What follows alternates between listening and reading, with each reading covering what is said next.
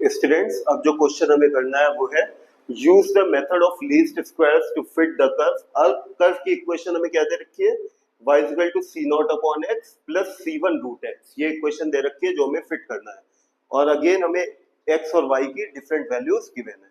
ठीक है, तो जो हमें कर्व फिट करना है सबसे पहले तो उसको लिख लीजिए, given y is equal to क्या है, C naught upon x plus C one root x. ये हो गई इक्वेशन फर्स्ट।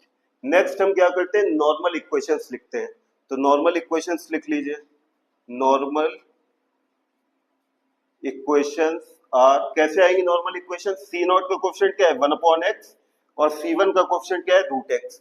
तो एक बार हम सी नॉट के coefficient which is 1 upon x से बोथ साइड मल्टीप्लाई करेंगे और समेशन ले लेंगे, और एक बार हम सी वन के coefficient which is root x से बोथ साइड मल्टीप्लाई करेंगे और समेशन ले लेंगे। तो फर्स्ट नॉर्मल इक्वेशन कैसे आएगी, 1 अपॉन एक्स है सी नॉट का कोएफिशिएंट, तो y upon x 1 upon x से मल्टीप्लाई कर दी। ये क्या आ जाएगा, 1 अपॉन एक्स से जब मल्टीप्लाई करेंगे सी नॉट 1 अपॉन एक्स स्क्वायर, और रूट एक्स की जब 1 अपॉन एक्स से मल्टीप्लाई होगी, रूट एक्स की जब 1 अपॉन एक्स से मल्टीप्लाई होगी तो क्या आ जाएगा, 1 अपॉन रूट एक्स आ जाएगा। ठीक है, तो ये क्या आ गया, C one 1 upon root x. Okay, अब क्या करेंगे, समेशन ले लेंगे, तो summation y upon x, C naught summation 1 upon x square और C one summation 1 upon root x. तो एक नॉर्मल इक्वेशन तो ये आ गई हमारी। और सेकंड नॉर्मल इक्वेशन कैसे आएगी, रूट एक्स से बोथ साइड मल्टीप्लाई कर दीजिए, तो ये क्या आ जाएगा, y रूट एक्स से मल्टीप्लाई करेंगे तो क्या आएगा, 1 upon x into root x. क्या आ जाएगा ये, 1 अपॉन रूट एक्स। ठीक है, तो कितना आया, C naught 1 upon root x plus C one, इसकी रूट एक्स से मल्टीप्लाई होगी तो root x into root x क्या आ जाएगा, एक्स आ जाएगा। अब समेशन लगा दीजिए, summation y root x C naught summation 1 upon root x C one summation x. तो ये हमारी इस तरीके से ये टू इक्वेशंस हमारी नॉर्मल इक्वेशंस आ गई। इसको मैं ले रहा हूँ इक्वेशन 2 और इसको ले रहा हूँ equation 3। Now we have two equations 2 and 3। ठीक, तो उसमें हमें अब क्या फाइंड करना है, समेशन y अपॉन एक्स की वैल्यू चाहिए, समेशन 1 अपॉन एक्स स्क्वायर की वैल्यू चाहिए, समेशन 1 अपॉन रूट एक्स चाहिए और y रूट एक्स चाहिए, ये तो हो ही गया था यहाँ से, और समेशन x चाहिए। समेशन x हम कैसे कैलकुलेट करेंगे, इन सब वैल्यूज को सम कर देंगे। ठीक है, तो अब नेक्स्ट स्लाइड में क्या करना है, मुझे टेबल ड्रॉ करना है। टेबल ड्रॉ किस लिए करना है, ये वैल्यूज फाइंड करने के लिए, y root x 1 upon root x C one summation x. Okay, तो अब टेबल ड्रॉ करते हैं और देखते हैं कि इसका क्या आंसर आता है। सो स्टूडेंट्स, हमारे पास नॉर्मल इक्वेशंस ये आई थी 2 एंड 3। ठीक है, तो इनके लिए मैंने टेबल ड्रॉ किया, x और y की वैल्यू ये हमें गिवन थी। सबसे पहले एक कॉलम ऐड किया y अपॉन एक्स ताकि हम वैल्यू फाइंड कर सकें समेशन y अपॉन एक्स की। फिर y रूट एक्स के लिए एक कॉलम ड्रॉ किया ताकि ये वैल्यू आ जाए। फिर 1 अपॉन रूट एक्स के लिए ताकि ये वैल्यू और ये वैल्यू ये दोनों सेम ही है, ये हम फाइंड कर सके। फिर लास्ट में हमने क्या किया, 1 अपॉन एक्स स्क्वायर, ये वैल्यू फाइंड करने के लिए कॉलम ऐड किया, क्योंकि समेशन एक्स तो हम इस एक्स की वैल्यू को सम करके फाइंड कर ही सकते हैं। ठीक है, तो जब ये टेबल ड्रॉ हो गया तो हमारे पास रेस्पेक्टिव समेशन की ये सारी वैल्यूज आ गई। अब ये समेशन की वैल्यूज हम किस में पुट करेंगे, जो भी हमारी नॉर्मल इक्वेशंस थी 2 और 3 उनमें।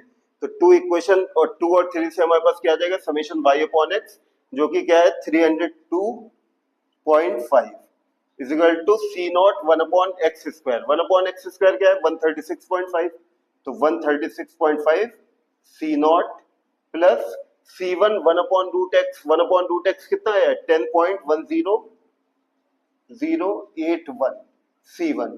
तो ये इक्वेशन आ गई 4। और लास्ट y रूट एक्स का समेशन कितना है, y root x 33.715 is equal to C naught 1 upon root x. 1 upon root x की वैल्यू क्या है, ये है 10.181 C naught plus C one summation x कितना है 4.2, तो 4.2 सी वन। ये इक्वेशन आ गई 5। तो अब इक्वेशन 4 और 5 हमारी कैसी इक्वेशंस हैं, ये टू लीनियर इक्वेशंस हैं in the constant C naught and C one. अब इन इक्वेशन 4 और 5 को सॉल्व कर लेंगे हम तो हमारे पास सी नॉट और सी वन की वैल्यू आ जाएगी, जो कि हम पुट कर देंगे इक्वेशन नंबर 1 में, ताकि हमारा रिक्वायर्ड कर्व की इक्वेशन आ जाए। ओके स्टूडेंट्स, इक्वेशन 4 और 5 को जब हमने सॉल्व किया तो हमारे पास सी नॉट की वैल्यू क्या आई है 1.97327 और C1 की वैल्यू क्या आई है 3.28182। अब ये वैल्यूज हम किस में पुट कर देंगे, इस इक्वेशन 1 में पुट कर देंगे। Therefore y is equal to C naught upon x, यानी कि 1.97327 upon x plus C1 root x. C1 कितना है 3.28182 रूट एक्स। तो यही हमारी रिक्वायर्ड इक्वेशन ऑफ कर्व हो जाएगी, जो कि हमें फिट करना था। ओके, तो ये हमारा फाइनल आंसर हो गया। तो आपने देखा किस तरीके से ये जो भी क्वेश्चन थे फिटिंग ऑफ कर्व में, कितना सिंपल है इसे करना। देखिए इसका जो कैलकुलेशन है वो तो लेंदी है, लेकिन क्वेश्चंस का कॉन्सेप्ट बहुत ही सिंपल है। सबसे पहले आप क्या करेंगे, जो आपको इक्वेशन ऑफ कर्व फिट करना है उसको लिख लेंगे। ठीक है, अब उसी इक्वेशन ऑफ कर्व से हम देखेंगे जो कांस्टेंट इन्वॉल्व है, लाइक ए और बी या सी नॉट और C1, उनके कोफिशिएंट क्या क्या है। तो जब हमें कोफिशिएंट उनके पता चल जाएंगे, देख के पता ही चल जाएगा, तो एक बार हम ए के कोफिशिएंट या फिर सी नॉट अगर दे रखा है तो सी नॉट का कोफिशिएंट, उससे बोथ साइड मल्टीप्लाई करेंगे और समेशन ले लेंगे, और एक बार बी का जो कोफिशिएंट है उससे बोथ साइड मल्टीप्लाई करेंगे और समेशन ले लेंगे। तो जब ये प्रोसेस कर चुके हैं हम, तो हमारे पास दो इक्वेशंस आ जाएंगी, समेशन के टर्म्स होंगे जिनमें अब हम देखेंगे कि समेशन की कौन सी वैल्यूज हमें रिक्वायर्ड है। तो जो वैल्यूज हमें रिक्वायर्ड होंगी वो हम उसके लिए टेबल ड्रॉ कर लेंगे, और टेबल से हम वो समेशन की वैल्यूज फाइंड कर लेंगे। और जब समेशन की वैल्यूज हमारे पास आ जाएंगी तो हम नॉर्मल इक्वेशन से वो वैल्यू पुट करेंगे, तो हमारे पास 2 लीनियर इक्वेशंस आ जाएंगी, जिनको हम सॉल्व करके उन कांस्टेंट ए और बी या फिर C naught C1 whatever given in the question होगा वो हम फाइंड कर लेंगे। और एट द एंड जो हमारी इक्वेशन हमें कर्व की फिट करना है उसमें वो वैल्यूज पुट कर देंगे, तो हमारा फाइनल आंसर आ जाएगा।